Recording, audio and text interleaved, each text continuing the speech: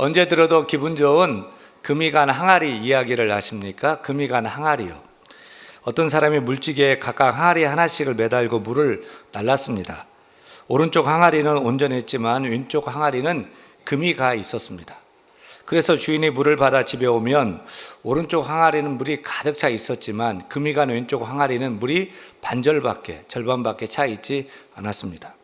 오는 도중에 물이 질질질 새어서 물이 반 정도밖에 차 있지 않았던 것입니다. 그래서 금이 간 항아리는 주인님께 너무너무 미안했어요. 주인님께 일을 2번 시키는 것 같아서 너무 미안해서 이렇게 입을 열었습니다. 주인님, 저는 도저히 송구스러워서 견딜 수가 없습니다. 저는 금이 간 항아리입니다. 부디 저를 버리시고 좋은 항아리로, 금이 안 간 온전하고 깨끗한 항아리로 새로 사서 사용하십시오. 그러자 주인은 금이 간 항아리에게 활짝 웃으며 이렇게 말했어요. 나도 내가 금이 간 것을 잘 알고 있다.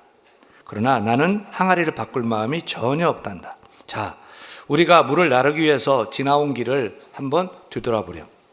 금이 가지 않은 항아리가 온 길은 아무것도 자라지 않은 황무지가 되어 있지 않니. 하지만 네가 지나왔던 길을 한번 봐라. 네가 반쯤 금이 가서 물이 흘린 자리 위에 아름다운 꽃이 피었고 풀이 자라고 있지 않니.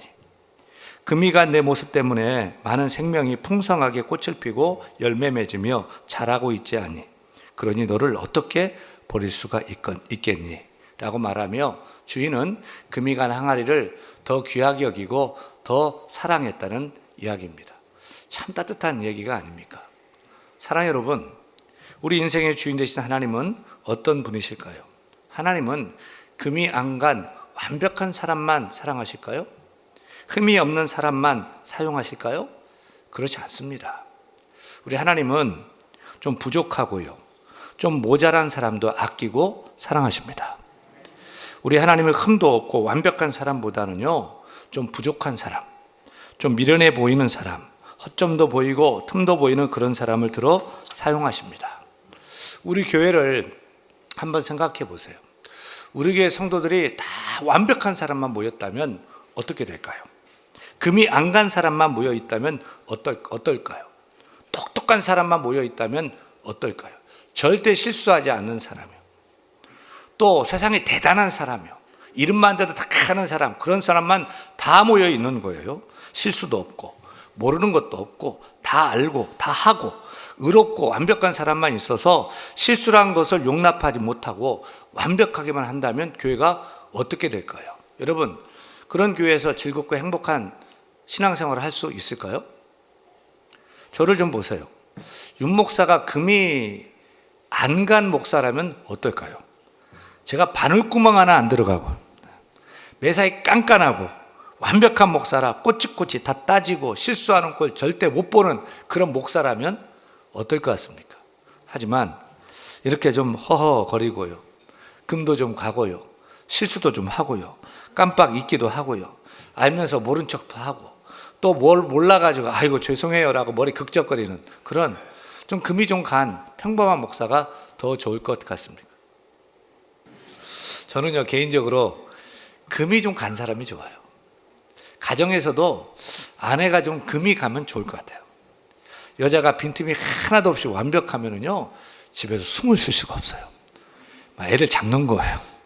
집에 숨구멍이 있어야 됩니다. 아내들이요, 금이 간 항아리가 되어주시기 바랍니다. 남편들도 마찬가지예요.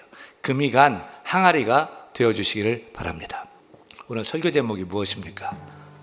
설교 제목 따라합니다. 약한 나로 강하게. 약한 나로 강하게.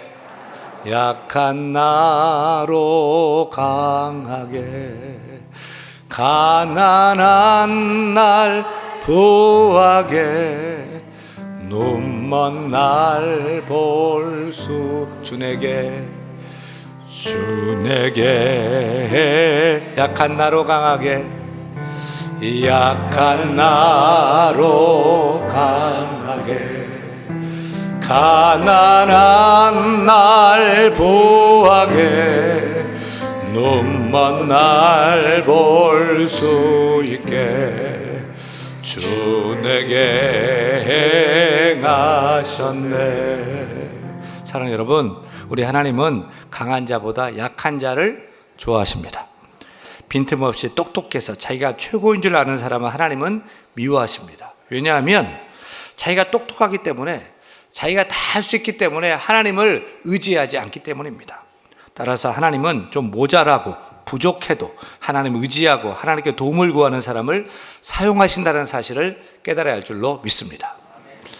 오늘 사사기를 봅니다. 이스라엘의 왕정시대가 되기 전에 340년간 사사시대가 있었어요. 이스라엘을 이끌었던 군사적인 지도자이고 재판권을 가졌던 지도자인 사사를 세웠어요. 기드온도 사사였고요, 삼손도 사사였고요, 사무엘도 사사였어요. 그런데 흥미로운 사실은 하나님께서 나라의 지도자를 뽑는데 똑똑하고 실력 있고 문벌 좋은 사람만 뽑았던 것이 아니에요. 좀 부족하고요, 연약하고요, 모자라고요, 집안도 완전 아닌데 그런 사람을 사사로 뽑았던 거예요. 요즘 우리나라의 장관을 뽑는 청문회를 보면 아무 흠도 없고 점도 없는 완전 무결한 사람을 뽑으려고 하는데 하나님은 그렇지 않았어요. 그 대표적인 예가 이스라엘의 두 번째 사사인 에훗입니다. 에훗. 사사기 3장 15절은 에훗을 이렇게 소개하고 있습니다. 같이 읽습니다. 이스라엘 자손이 여호와께 부르짖음에 여호와께서 그들을 위하여 한 구원자를 세우셨으니 그는 곧 베냐민 사람 게라의 아들 왼손잡이 에훗이라. 성경은 에훗을 이렇게 소개하고 있어요. 베냐민 사람 게라의 아들 왼손잡이 에훗이라. 성경에서 왼손잡이라는 단어가 딱 2번 나와요. 근데 그 한 번이 에훗에게 적용되고 있어요. 여러분, 왜 에훗을 굳이 왼손잡이라고 성경은 적고 있을까요? 그것은 잘난 사람, 힘 있는 사람만 쓸 것이라는 세상 사람들의 고정관념을 하나님께서 깨뜨리시기 위함이었던 것입니다. 옛날에는 왼손잡이에 대한 편견이 굉장히 강했어요. 심지어 왼손잡이를 핸디캡, 장애인으로 그렇게 보기도 했었어요. 우리말도 보면은 오른쪽에 옳은가, 옳다 할 때 옳은은 같은 어원에서 나온 것을 봅니다. 즉 오른쪽은 옳다고 다 여긴 거예요. 미국은 왼손잡이에 좀 관대한 것 같은데 그 뿌리를 보면 또 그렇지도 않아요. 영어로 오른쪽을 right라고 하죠. 그런데 영어로 옳다, 바르다 할 때도 right이라고 합니다. 영어 문화권에서도 오른쪽은 옳게 여겼고 왼쪽은 틀렸다고 여긴 거예요. 특히 인도나 중동 지역에서는 오른손으로만 밥을 먹죠. 왼손잡이도 오른손으로 거기서는 밥 먹어야 돼요. 모든 중요한 일은 다 오른손으로 해야 돼요. 악수할 때도 당연히 오른손으로 해야 되고요. 왼손은 언제 써요? 큰일 볼 때만 쓰는 거예요. 그런데 이제 개인적인 특성을 존중하는 현대사회가 되면서 왼손을 틀리게 보고 핸디캡으로 보는 사회에서 왼쪽을 다르게 여기는 사회로 발전되었어요. 그리고 독특하게 여기기 시작했어요. 그래서 메이저리그의 그 유현진 선수가 한국 선수인데 그 미국에서 통했던 이유는 그가 왼손잡이 투수였기 때문인 것입니다. 영국 프리미어리그의 손흥민 선수는 왼발잡이, 오른발잡이에요? 손흥민 선수는 왼발로도 골을 잘 넣는 오른발잡이에요. 다시 말하면 왼발도 잘 써서 그에게 큰 강점이 된 것이죠. 하지만 지금부터 3300년 전 이스라엘에서 왼손잡이에 대한 편견은 굉장히 강했겠죠. 그래서 에훗을 왼손잡이라고 굳이 쓰고 있어요. 흥미로운 사실은 에훗은 베냐민 사람이라고 얘기하는데 베냐민의 뜻이 뭐냐면 오른손의 아들이에요. 오른손의 아들 베냐민 지파의 왼손잡이 에훗. 그 지파에서, 그 가문에서, 그 집안에서 저거 왼손잡이 내놓은 놈이에요. 더 흥미로운 사실은 에훗이 단순히 왼손잡이가 아니었다는 것 같습니다. 히브리 원문으로 보니까 이시 이테르 야드 여미노라고 되어 있어요. 해석을 하면 이래요. 이시 남자, 이테르 불구인, 장애인, 야드 손, 여미노 오른쪽이에요. 즉 오른손이 장애인 사람, 정말 장애자였던 것 같아요. 오른손을 쓰지 못하는. 그래서 왼손을 써야만 했던 왼손잡이가 된 거죠. 말츠라는 심리학자는 이 세상의 95%의 사람이 자신의 어떤 핸디캡, 어떤 약점, 어떤 열등감을 다 가지고 살아간다는 것입니다.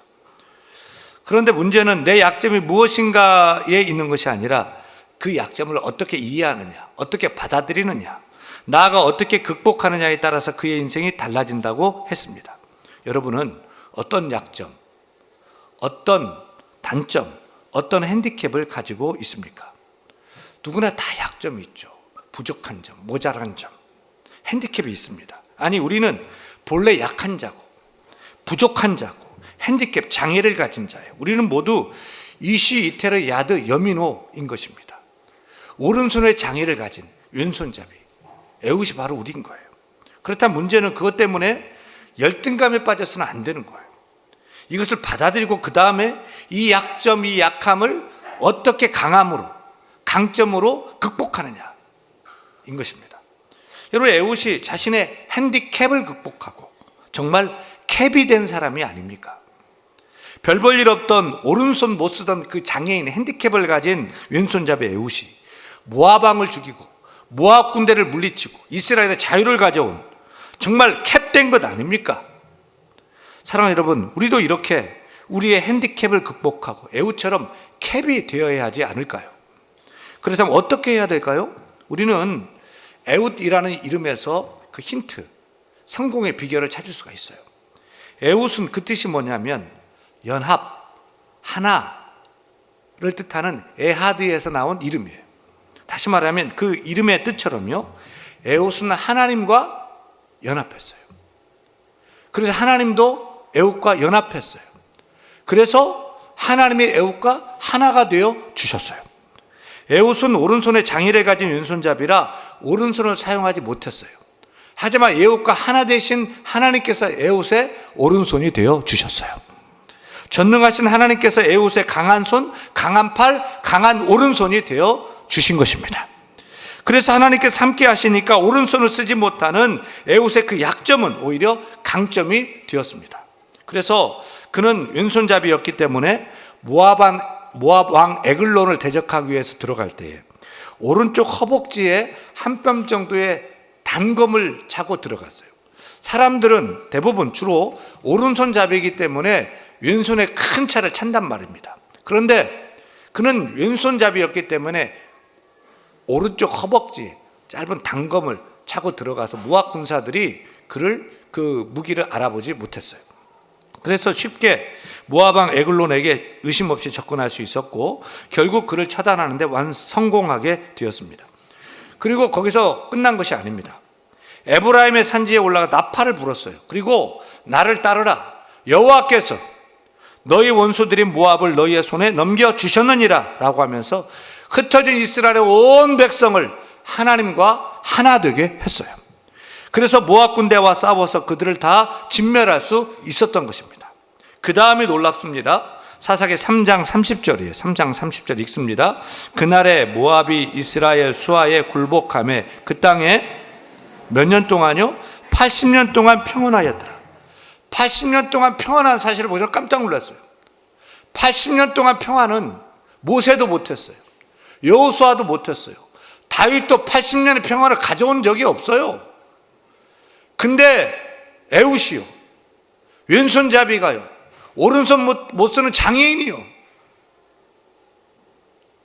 모압 군대를 무찌르고 모압, 암몬, 블레셋 삼국을 평정하고 이스라엘을 압제했던 모압 왕 에글론을 단검 가지고 들어가서 왼손잡이가, 오른손 못 쓰는 사람이 들어가서 죽이고 모압 군대를 일으키고 하나님과 하나 되게 했어요. 그 사사되고서 이스라엘 땅에 80년의 평안을 가져온 거예요. 할렐루야. 어떻게 이것이 가능할까요? 하나님이 부족한 에웃과, 연약했던 에웃과 함께 하셨기 때문입니다. 에웃의 이름처럼 하나님의 에웃과 하나 되어 주셔서 그의 오른손이 되어 주셨던 것입니다. 그러할 때 이스라엘 역사에 없는 평안의 시대를 맞게 된 것입니다. 다시 말씀드려요. 우리도 이시 이테르 야드 여미노가 아닙니까? 우리의 장애, 핸디캡, 열등감 어떻게 극복할 수 있을까요? 못 배웠어요. 가진 것도 없어요. 잘난 것도 없어요. 건강하지도 않아요. 또 남모르는 약점, 핸디캡 많아요. 하지만 에웃과 하나 되신 하나님께서 우리와 하나가 되어 주신다면, 우리와 연합해 주신다면, 하나님이 나의 오른손 내어 주신다면 할 수가 있습니다. 할 수 있습니다. 나의 부족, 나의 연약함, 하나님의 강함으로 채워주시는 줄로 믿습니다. 우리 교단의 신학교가 총신대학교예요. 현재 총신대학교 총장님은 이재서 총장님인데, 그는 시각장애인입니다. 우리 교회에서 오셔서 설교도 하셨어요. 태어날 때부터 앞을 못 보는 맹인은 아니었어요. 15살 때 실명했어요. 15살 청소년, 사춘기 때 실명한 거예요.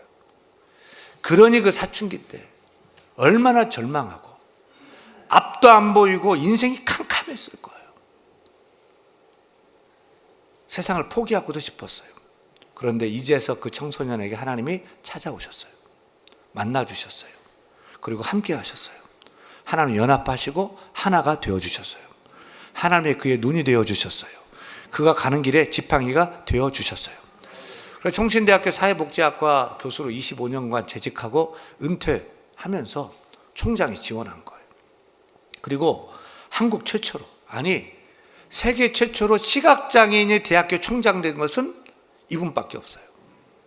그것도 전 세계적으로 신학교로서는 최고이고 최대인 총신대학교의 총장이 된 거예요.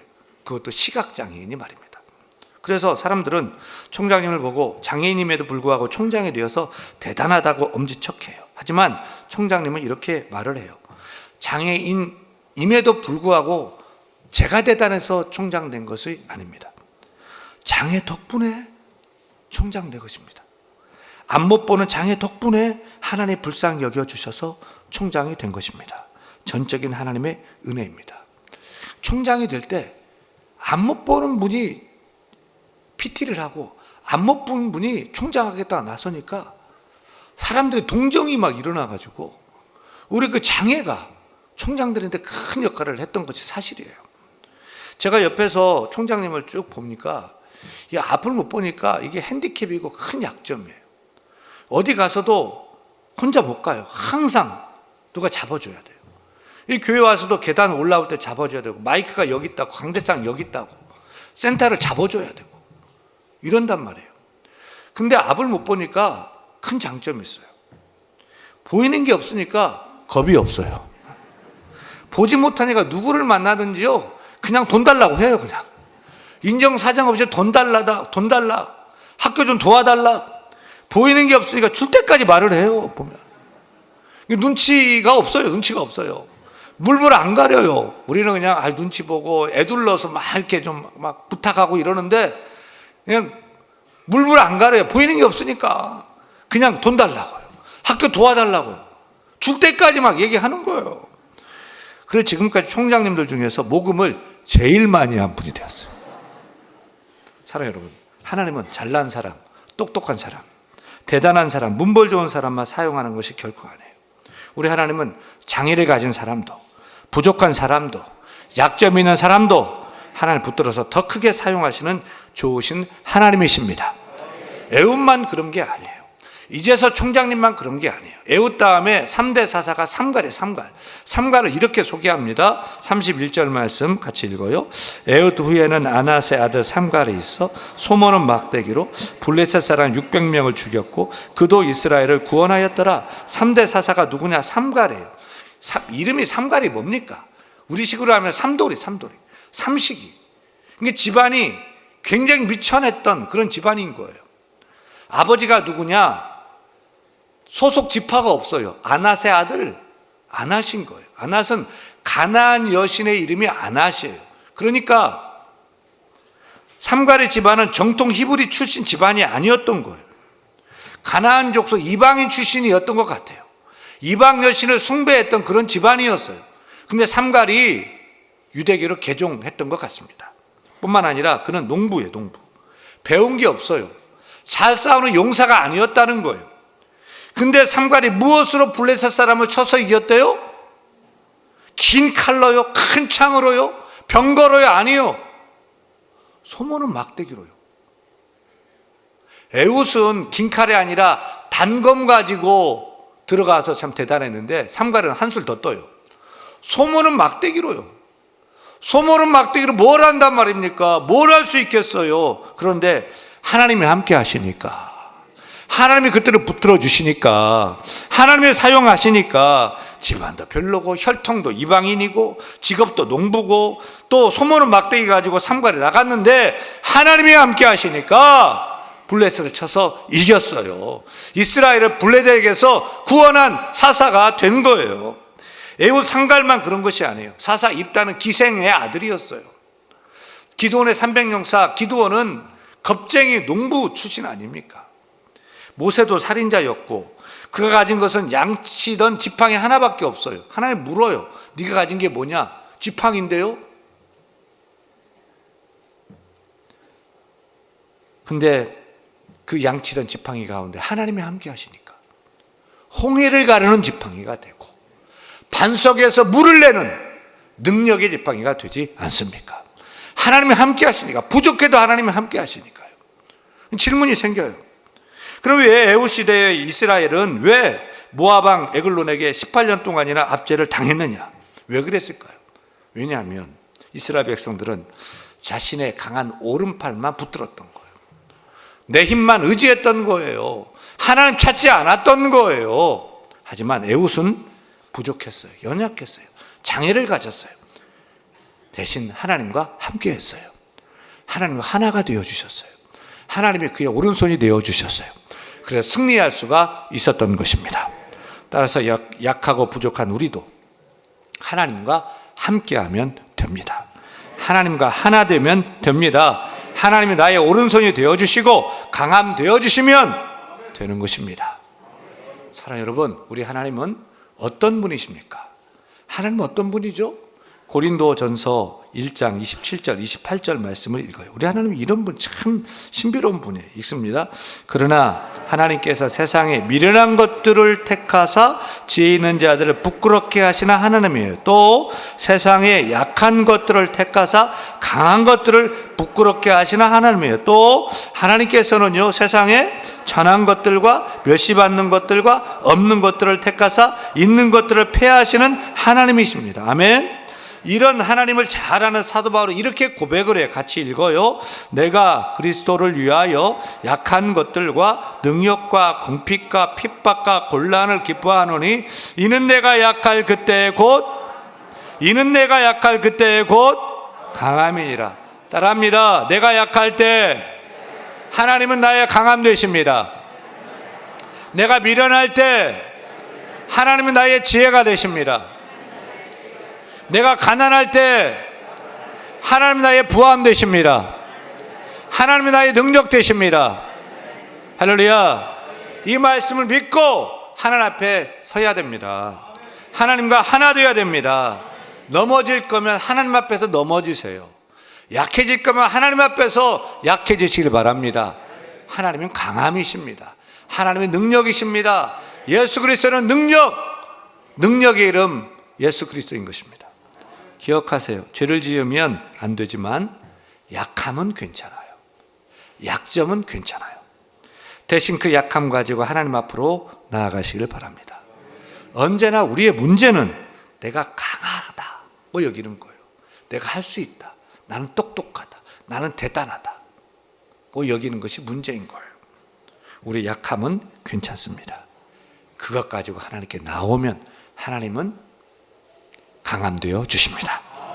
사랑하는 여러분, 여러분의 약점은 무엇입니까? 또 금이 간 인생은 아닙니까? 우리는 모두 이시 이테르 야드 여민호입니다. 핸디캡을 다 가졌어요. 하지만 하나님 앞에 나오면 괜찮습니다. 에훗처럼 하나님께 나와 하나님과 하나 되면 괜찮습니다. 하나님 나와 나의 오른손이 되어주시고 강함되어 주시기 때문입니다.